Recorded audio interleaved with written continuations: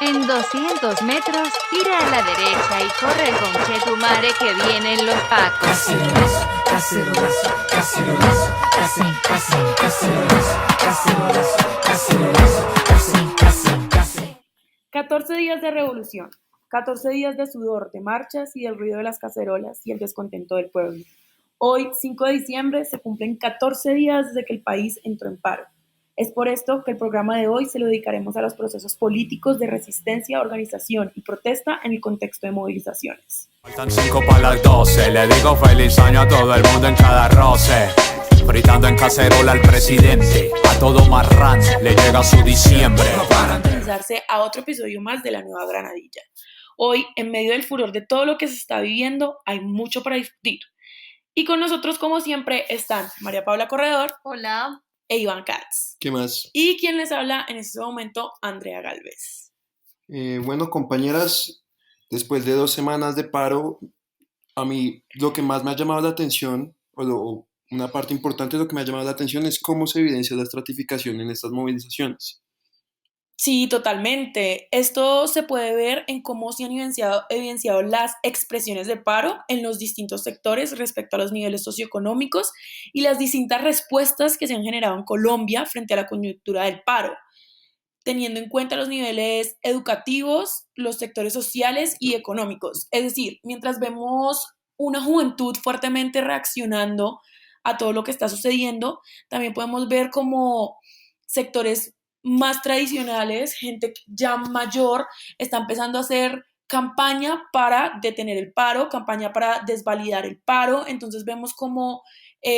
los estratos socioeconómicos también juegan aquí. Podemos ver cómo los estratos socioeconómicos más altos están haciendo parte de estas campañas para deslegitimar el paro y decir que realmente son los más colombianos los que no están de acuerdo con el paro, cuando las estadísticas pues no van de acuerdo con con estas declaraciones que están dando. También es importante ver que la estratificación no solo se está evidenciando en estas expresiones que el paro está dando, sino que es una respuesta misma a la estratificación institucionalizada que se fue dando en la formación del Estado. En efecto, si recordamos a Mann, él nos plantea un punto de vista importante en tanto a cómo la formación del Estado y las políticas que regulan la nación están fuertemente ligadas a unas élites políticas, tanto en lo nacional como en lo regional. Entonces, podemos ver que estas élites que siempre se han mantenido como en el control y que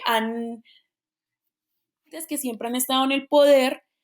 han logrado predominar sus intereses por encima de los intereses como de toda la sociedad. Y estas dinámicas que se han dado históricamente han llegado a un momento de tensión que ya han creado como un quiebre, y por eso se está creando esta reacción por parte del pueblo que se ve manifestada en el paro. Y a esta misma otra respuesta como paralela que podemos ver es cómo la juventud se está oponiendo a esta estratificación tradicional, porque podemos ver como una oleada enorme de estudiantes con distintos contextos sociales, culturales y económicos que no están dejando que estas diferencias los separen en su lucha, sino que se han mezclado por intereses distintos, pero se han juntado bajo un significante vacío para convertirse en una masa que reclama al son de una misma voz por sus derechos. André, tienes toda la razón, y además de eso, otra cosa que me parece a mí muy interesante es ver que esta estratificación no solamente se está viendo en temas de los cuerpos y de las personas, sino que también se evidencia en cómo está organizado el pliego de peticiones del paro. A lo que me refiero es ver cómo, por ejemplo, en el primer punto del pliego de peticiones está el poder tumbar la reforma tributaria del gobierno Duque, pero por ejemplo el punto 13 es el tema de la protección del medio ambiente y los páramos. Entonces vemos cómo diferentes sectores en cuanto los sindicatos, en cuanto los ambientalistas, en cuanto las mujeres, no solamente sus peticiones están organizadas dependiendo de la importancia que tienen esos sectores, sino también la importancia que la sociedad le está dando a esas peticiones. Sí, totalmente. Y pues eso lo que ha demostrado es que dentro de esta marginalización que se ha juntado como para salir a expresar sus descontentos, también dentro de esto se está creando una nueva forma de estratificación. Entonces no hemos podido abandonar completamente como esa categoría de estratificación. Otro tema que me gustaría discutir con ustedes, María Paula y Andrea, y es con respecto a cuál ha sido la respuesta del gobierno ante las peticiones eh, que se han venido expresando en los últimos 14 días y desde su supuesto establecimiento de una mesa de diálogo para poder dirimir estas demandas. Me interesa mucho que discutamos sobre todo el tema de las burocracias en esta coyuntura de paro y de movilizaciones y ampliando un poco la discusión a cómo o hacia el Estado ha ignorado o ha prestado muy poca atención a las demandas y al pliego de peticiones de los organizadores del paro. Pues como ustedes debieron haber escuchado y por el gran revuelo que causó, el pasado martes 3 de diciembre, el Congreso aprobó en primer debate la reforma tributaria. Primer punto del pliego de peticiones que pedía que se tumbara esta ley. Esto, a mi modo de ver, esto solo habla de cómo el Estado sigue haciendo uso de las vías y de las instituciones burocráticas para hacer valer sus propuestas, buscando controlar la espontaneidad tan fuerte que ha vivido el paro y la fuerza también que ha tenido con el objetivo de frenarlo o por lo menos crear una mesa de diálogo en la que el Estado representado por el gobierno pueda establecer la agenda colombiana y pueda establecer la agenda del paro y no tener en cuenta pues ese pliego de peticiones que han establecido. Sí, estoy de acuerdo contigo y además creo que viéndolo un poco en la teoría y cosas que hemos como analizado en otros programas, podemos ver que, por ejemplo, Norbert Elías nos habla mucho de esta como forma en la que, conectándolo con el tema pasado de estratificación, él habla de como un término que se llama estratificación social, en el cual este permite un cambio en la distribución del poder entre el gobierno y los gobernados. Podemos ver que esto es algo en lo que como que se puede ver mucho en el paro, dado que las movilizaciones sociales han sido protagonizadas claramente por la ciudadanía, quienes al final de cuentas son los que tienen el poder para elegir a sus gobernantes y son quienes podemos decir que encarnan la verdadera democracia. Y pues teniendo en cuenta esto, podemos ver que en las demandas hacia el Estado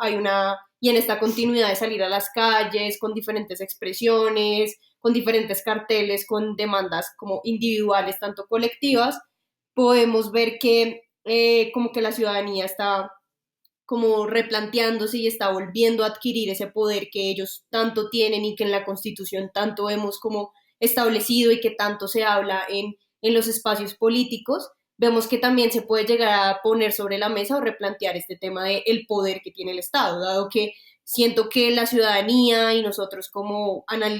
analíticos sociales todo el tiempo le damos a la ciudadanía una preponderancia, digo, al Estado le damos una preponderancia en el poder y en las decisiones y estamos viendo que ahorita en el paro la gente se está como deteniendo a decir, no, nosotros también tenemos poder y nosotros también tenemos injerencia en las decisiones del Estado y ahí es cuando entra Elías a decirnos que tiene que haber una redistribución de este poder y un equilibrio de poder entre estos dos actores para que así, como ya mencionaba Iván, podamos como tener un equilibrio en la mesa de diálogo, podamos escuchar las peticiones de las personas, podamos realmente escuchar a la ciudadanía y darnos cuenta que no solamente por la vía burocrática y no solamente por la legislación se deben hacer cumplir las cosas y lo que el Estado quiere, sino que también tenemos que darle voz a la ciudadanía y la ciudadanía también tiene que tener injerencia en esas decisiones porque eso es lo que realmente se describe como un Estado democrático y eso es lo que realmente debería estar haciendo en este momento el gobierno Duque. No, pues yo concuerdo mucho con lo que está diciendo María Paula y me gustaría agregar que nosotros, las personas que estamos participando en el paro, una de nuestras exigencias más grandes es la desconexión que ha habido un poco históricamente ante las peticiones que se han hecho hacia el Estado y cómo en este nuevo marco en el que el conflicto con las FARC ya no es el énfasis, se ve mucho más clara esa desconexión que tenemos con nuestros gobernantes y con estos burócratas y este debe ser el espacio en el que el gobierno nacional tiene que tomar la batuta y ponerse a escuchar las peticiones de los manifestantes para poder hacer, como decía Elías y como mencionó María Paula, esa redistribución de poder que establezca la igualdad de condiciones para participar democráticamente en este tipo de procesos. Sí, pero ya hablando en términos de lo que ha pasado y la respuesta que ha dado el gobierno, hay una desintonía total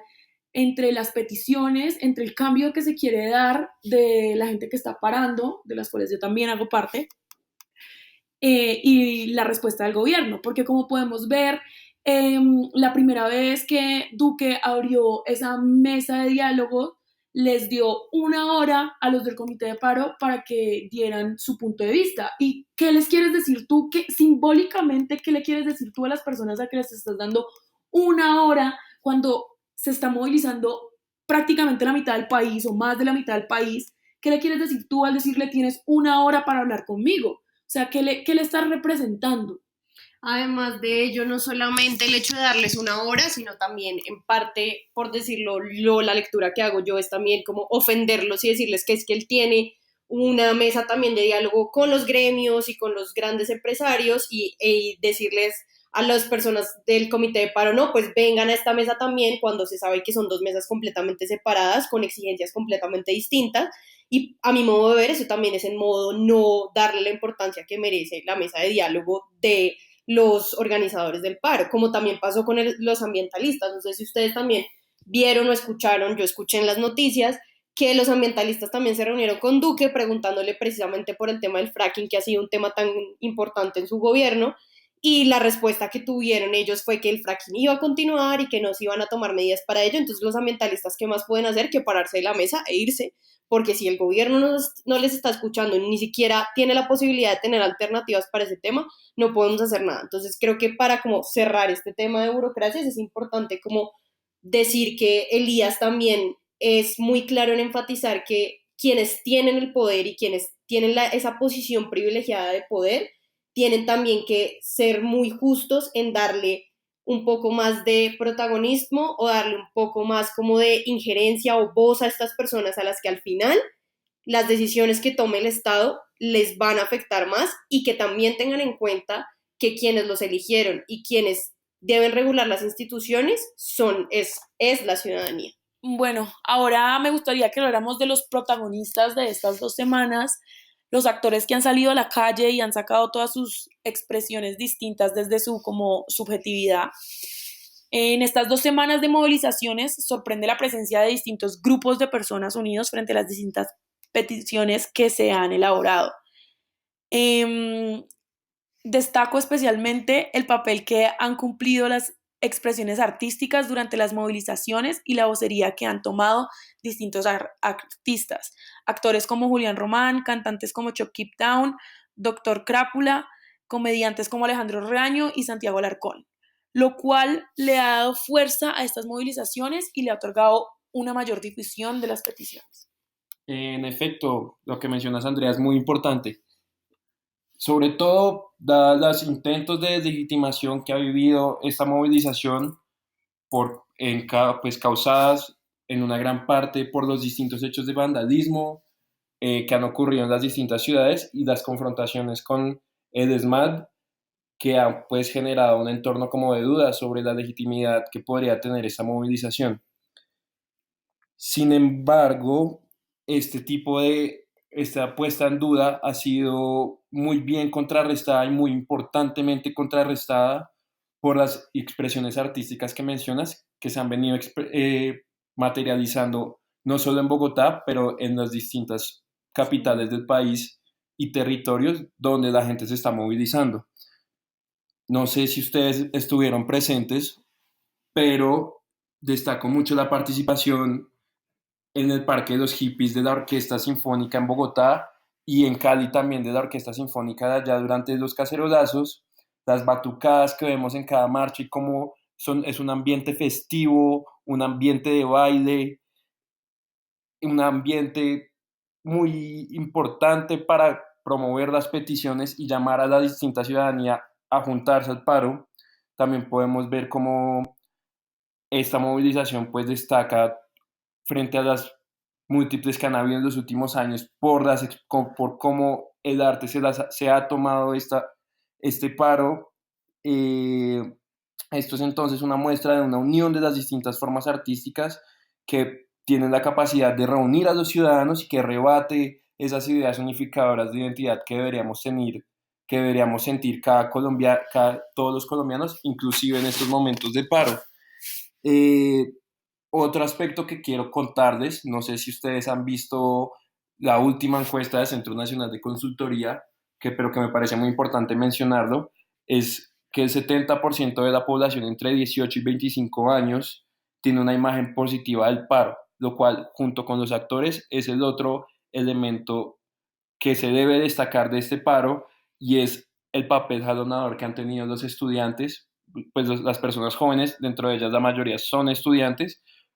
para promover las movilizaciones y promover las peticiones del paro. Sí, Iván, tienes toda la razón. Y otra cosa, como conectándolo con ese tema, me llegó ahorita a la cabeza, es teniendo en cuenta esta preponderancia que han tenido los jóvenes y este papel tan protagónico que han tomado en las movilizaciones. Me parece importante resaltar, por ejemplo, lo que pasó ayer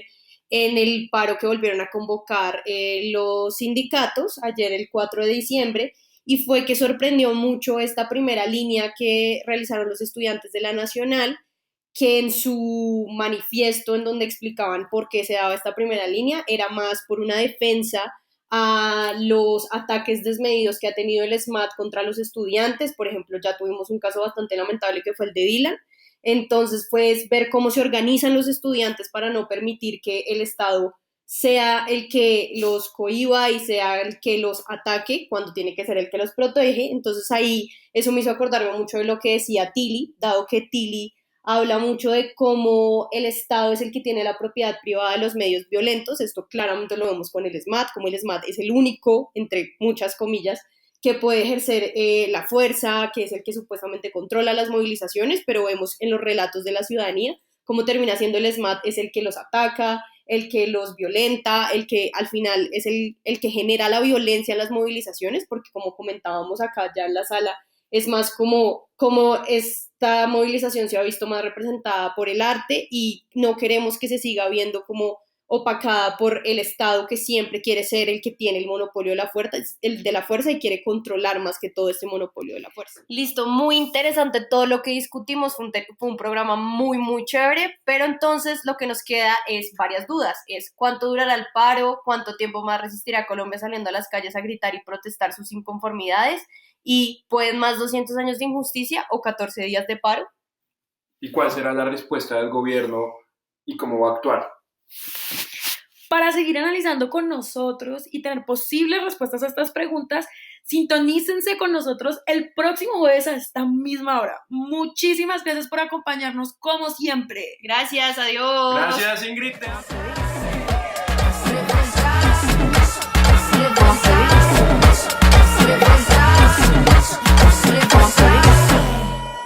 Cacerolazo.